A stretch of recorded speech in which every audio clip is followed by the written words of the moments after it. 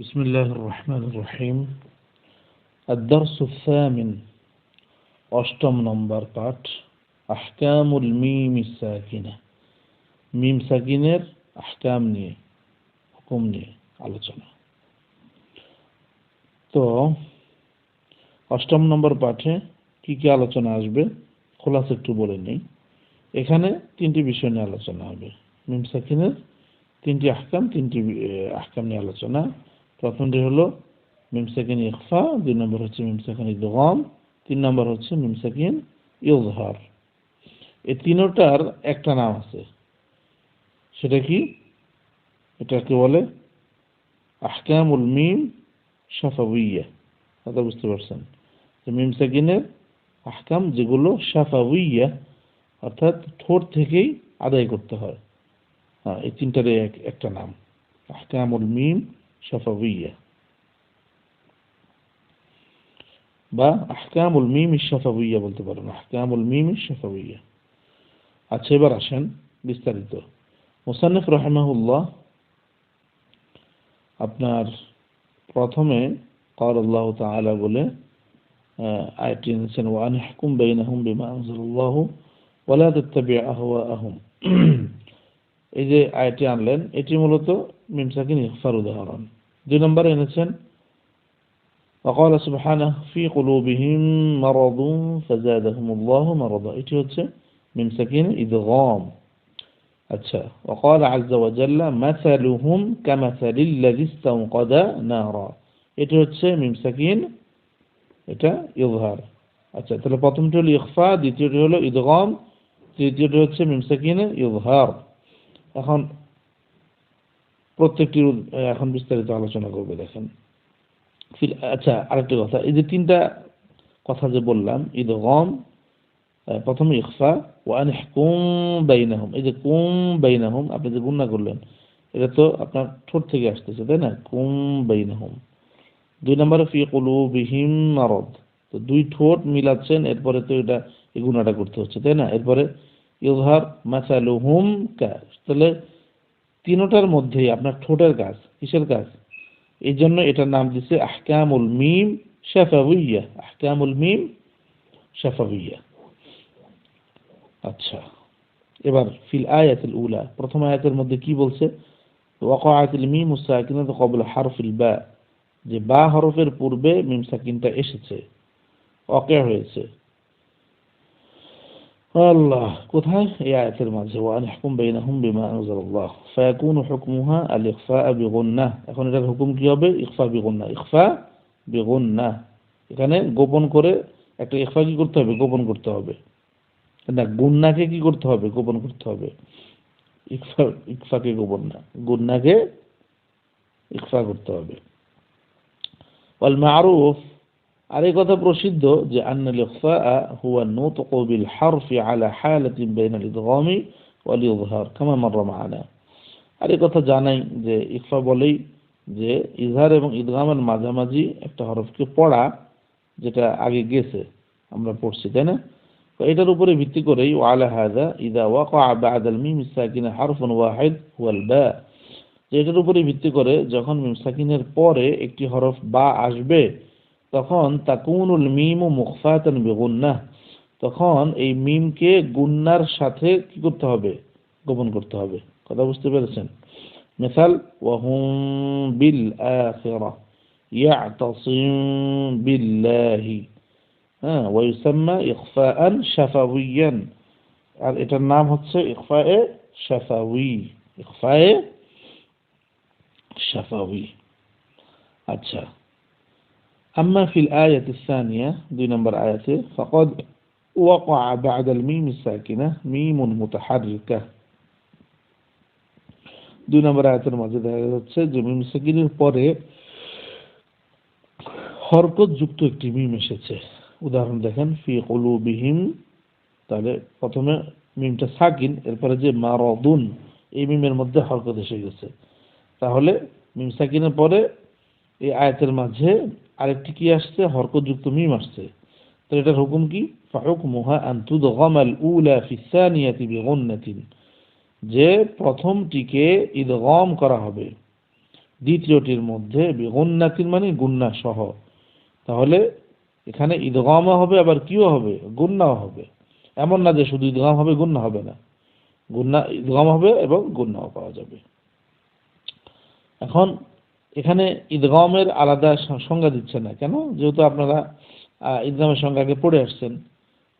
ওয়াল ইদগাম কামা মাররা সাবিকান, যে যেমনটা ইদগাম আগে কি অতিবাহিত হয়েছে। এখন কেউ আগেরটা ভুলেও হয়তো যাইতে পারে, এই জন্য মুসান্নিফ দয়া করে আবার ওটা সংজ্ঞাও দিয়ে দিতেছে। দেখেন, হুয়া ইলতিকাউ হারফিন হুয়া ইলতিকাউ হারফিন সাকিনিন বিহারফিন মুতাহাররিকিন ওয়া নুতকু বিহিমা বিহাইথু ইয়াসিরান হারফান মুশাদ্দাদান মিন জিনসি সানি। এই উদাহরণ, এই সংজ্ঞাটা আগেও গেছে যে সাকিন যুক্ত একটি হরফকে মিলানো হরকত যুক্ত আরেকটি হরফের সাথে। তো হরকত যুক্ত আরেকটি হরফের সাথে মিলিয়ে এমন ভাবে উচ্চারণ করতে হবে যেন দুটি হরফ একটি হরফে পরিণত হয়ে যাবে। ঠিক আছে, মুশাদ্দাদান, এবং এটা হরকত যুক্ত হবে মিন জিনসিস সানি। মিন জিনসিস সানি মানে প্রথম হরফটা দ্বিতীয়টার মধ্যে এমন ভাবে মিলাইছেন যে প্রথমটা দ্বিতীয়টার জাত থেকেই হয়ে যাবে, মনে হবে যে এটা ওই জাতেরই। এটা আমরা ইদগামের আলোচনায় করছিলাম। আচ্ছা, ওয়ালা হাযা, এটার উপরে ভিত্তি করে ইদা ওয়াকা বা'দাল মিম সাকিনাতি হারফুন ওয়াহিদুন হুয়াল মিম আদগামনাহা বিগুন্নাতিন, যে যখন মিম সাকিনের পরে আরেকটি পরে যখন কি আসবে, মিম আসবে, তখন আমরা এই গুন্নার সাথে আমরা এটাকে ইদগাম করে দিব। প্রথম মিমকে দ্বিতীয় মিমের মধ্যে ইদগাম করে দিব গুন্না সহ। লাহুম মা ইয়াশাউনা তুজিকুম মিন, উদাহরণ দিল। আচ্ছা, এটাকে কি করে নামকরণ করা হয়? ওয়াইসাম্মা ইদগামান শাফাউইয়ান আও ইদগামা মুতামাসিলাইন। এটাকে ইদগামে শাফাউই বলবে অথবা কি ইদগামে মুতামাসিলাইন বলবে। এটা স্বতন্ত্র একটা অধ্যায় আসবে সামনে। ইদগামে মুতামাসিলাইন, ইদগামে মুতাজানিসাইন, ইদগামে মুতাকারিবাইন। ঠিক আছে, আমি উর্দুর আন্দাজে বললাম, নাহলে সহিত হলো ইদগামু মুতামাসিলাইন, ইদগামু মুতাজানিসাইন, ইদগামু মুতাকারিবাইন। এগুলো আসবে যথাস্থানে। ঠিক আছে, তারপর একটু মুতামাসিলাইন এর সংজ্ঞাটা দিয়ে নি। ইদগাম মুতামাসিলাইন বলে যে আপনার এমন দুটি হরফ, যে এমন দুটি হরফ যার সিফাত এক, মাখরাজও এক, এমন দুটি হরফ যদি একসাথে আসে, প্রথমটা যদি সাকিন হয় এবং দ্বিতীয়টা যদি হরকত যুক্ত হয়, তাহলে প্রথমটিকে দ্বিতীয়টার মধ্যে কি করবে? ইদগাম করে দিবে। আর এই ইদগামকে বলবে ইদগামে মুতামাসিলাইন। তাহলে এখানে উদাহরণ দিছে কি, লাহুম মা ইয়াশাউনা। তাহলে যে লাহুম মা ইয়াশাউন, মিম সাকিনের যে ইদগামটা আছে, প্রথম মিম আর পরের মিমের মধ্যে কি কোনো পার্থক্য আছে? এগুলো জাত সিফত কোনো পার্থক্য আছে? না, দুটো একই। প্রথম যে মিম, পরেরটা একই মিম, মাখরাজও এক, সিফাতও এক। তো কাজে প্রথমটা সাকিন, দ্বিতীয়টা হরকত হয়েছে, হরকত হওয়ার কারণে প্রথমটিকে দ্বিতীয়টির মধ্যে ইদগাম করে দিয়েছে। আর এই ধরনের ইদগাম কি বলে কি? ইদগামে মুতামাসিলাইন। আচ্ছা, আম্মা ইদা ওয়াকা বা'দাল মিম সাকিনাতি আহাদুল হুরুফিল হিজাইয়্যাতিল বাকিয়াতি আদা হারফাইল বা ওয়াল মিম, যে বা এবং মিম ছাড়া হুরুফুল হিজাইয়ার যে বাকি যে হরফগুলো আছে, এর কোনোটি যদি মিম সাকিনের পরে আসে, ফায়াকুনু হুকমুহা ইযহার, তাহলে সেটার হুকুম কি হবে? ইযহার হবে। সেটার হুকুম মিম সাকিন ইযহার আর কি। ওয়া হুয়া ইখরাজুহা মিন মাখরাজিহা, আর এটাকে আদায় করবেন কিভাবে? এটাকে বের করতে হবে তার মাখরাজ থেকে, বিনতিবাকিশ শাফাতাইনি, দুই ঠোঁটকে মিলানোর মাধ্যমে, বিদুনি গুন্না, এবং মিলাইবেন ওই সময় কোনো গুন্নাও করা যাবে না। কামা ওয়ারাদা ফিল আয়াতিস সারিসা, যেমনটি 3 নাম্বার আয়াতের মধ্যে গেছে। 3 নাম্বার আয়াত কোনটা গেছে? মাসালুহুম, ওই শুরুতে যে বলছে 3টা আয়াত, এর 3 নাম্বারটা দেখেন, মাসালুহুম, এই মাসালুহুম কামাসাল, এই মাসালুহুমের কথা বলতেছে। আচ্ছা, কামা ওয়ারাদা ফিল আয়াতিস সারিসা, যেমনটি 3 নাম্বার আয়াতে গেছে। ওয়া কামা ফিল আমসিলাতিত তালিয়া, এই যে সামনে যে মিসালগুলো আসতেছে এর মধ্যেও দেখেন, জাআকুম রাসূল। ঠিক আছে, জাআকুম রাসূল, আনফুসিকুম আজিজ, মা আনিতুম হারিস। তাহলে এগুলো সব গুন্না ছাড়া তার মাখরাজ থেকে দুই ঠোঁটকে মিলানোর দ্বারা আদায় করা হচ্ছে, তাই না? এটাই হলো ইযহার। আল্লাহ। ওয়া ইয়াকুনু আল-ইযহারু আশ-শাফাওয়্যু ফি কালিমাতিন ওয়াহিদা, এখন এই যে ইজহারটি, এই যে মিম সাকিনের যে ইজহার, এই ইজহার এই সাফাউইটা এক শব্দের মধ্যে হইতে পারে, আবার একাধিক শব্দের মধ্যে হতে পারে। তো এক শব্দের মধ্যেও যে হয়, এটা উদাহরণ দিতে দেখেন, আনআমতা, এই যে মিমের যে সাকিনটা, এটা ইজহার সাফাউই, এখানে এক শব্দের মধ্যে পাওয়া গেল, তাই না? আচ্ছা, তুম সুন, এই যে তুম সুনা, এখানেও দেখেন মিম সাকিন এক শব্দে পাওয়া গেল। আল আম ও, এখানেও পাওয়া গেল। আচ্ছা, এখন দেখাবে হলো ওয়াকুনু ফি কালিমাতাইনি, দুই শব্দ যে হয়, এটির উদাহরণ দিচ্ছি দেখেন, লাআল্লাকুম তাত্তাকুন, দুই শব্দের মাঝে পাওয়া গেল। আচ্ছা, এরপরে কি বলতেছে, আহকামুল মিম সাকিনাতি সালাসা, তাহলে এটা সার নির্যাস বলতেছে। এতক্ষণ যে আলোচনা হলো সার নির্যাস, যে এখানে মিম সাকিনের আহকাম কয়টি? তিনটি, আল ইখফাউ ওয়াল ইদগামু ওয়াল ইযহারু, জামউহা কাউলুহু, এর সমষ্টি কি? আহকামুহা সালাসাতুন লিমান দাবাত, ইখফাউন ইদগামুন ওয়া ইযহারুন ফাকাত। আচ্ছা আচ্ছা, জামউহা হবে না, বরং জামাআহা কাউলুহু, যে ওই যে সামনে যে কবিতা আসতেছে, এই কবিতাটি আপনার কি করতেছে, সবগুলোকে একত্রিত করছে। আহকামুহা সালাসাতুন লিমান দাবাত, ইখফাউন ইদগামুন ওয়া ইযহারুন ফাকাত, এটা শের। ওয়াসুমিয়াত আহকামুল মিম শাফাউইয়্যাহ, এখন বলতেছে যে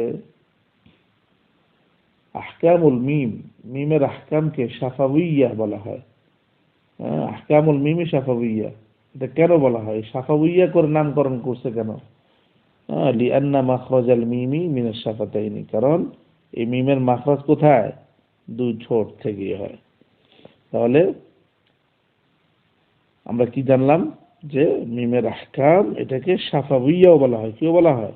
শাফাউইয়্যাহ, যেহেতু দুই ঠোঁট থেকে উচ্চারিত হয়।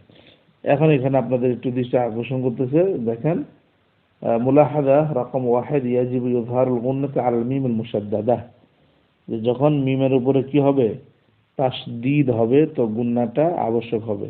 এতটুকু কথা কি নয়, আপনার যথেষ্ট নয়, বলতে হবে তার আগে হরকত থাকতে হবে, তানবিন থাকলে আবার চলতো না, বুঝছেননি?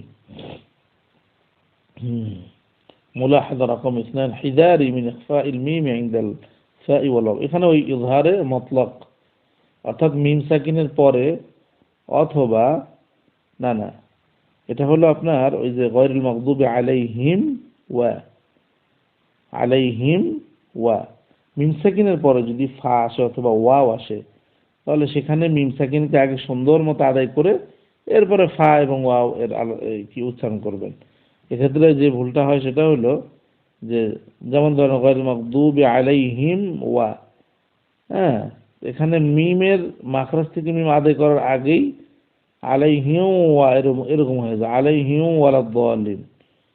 তো আগে মিমটা আদায় করতে হবে, এরপরে ওয়াও ফা যেটাই আসে সেটা উচ্চারণ করতে হবে। আচ্ছা, লিআন্না হুকমাহাল ইযহারু, কারণ এটার হুকুমই হচ্ছে কি? ইযহার।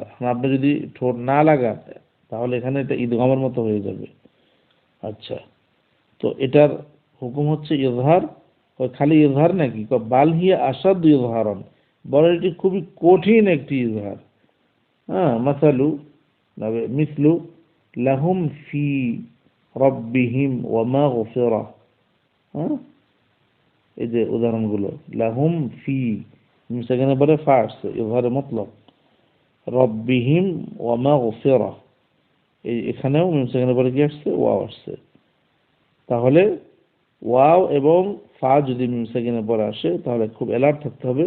এখানে যেন এমন না হয় যে আপনি মিমের মাখরাজ থেকে মিম আদায় না করেই ওয়াও ফায়ে অ্যাকশন করছেন, তাহলে গলত হবে, ইজহার আদায় হবে না, বরং ইখফা হয়ে ইদগাম হওয়ার সম্ভাবনা থাকবে।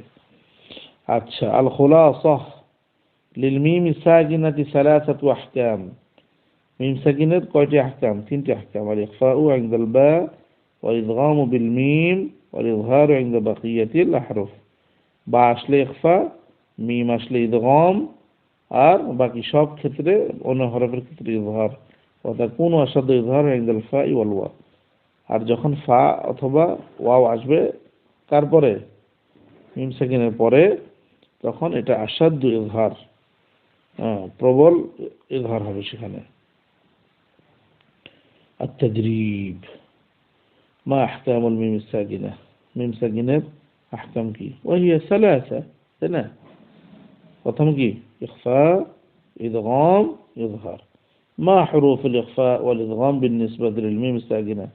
এই মিম সাকিন এর মানে মিম সাকিনকে কেন্দ্র করে ইখফা এবং ইদগামের হরফ কি কি, বুঝছেন নি? তাহলে ইখফার হরফ আর ইদগামের হরফ একদম স্পষ্ট।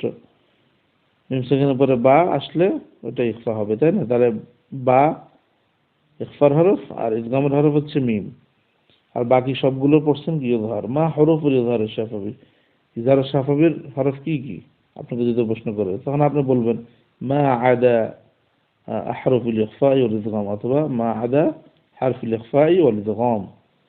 4 লিমাযা সুমিয়াত আহকামুল মিম সাকিনাতি শাফাবিয়াতান? আহকামুল মিম সাকিনা, মিম সাকিনের আহকামকে শাফাবিয়া কেন বলা হয়? এই যে একটু আগে গেছে, তাই না? কত নম্বর পৃষ্ঠায় গেছে বলেন তো? 39 নম্বর পৃষ্ঠায়।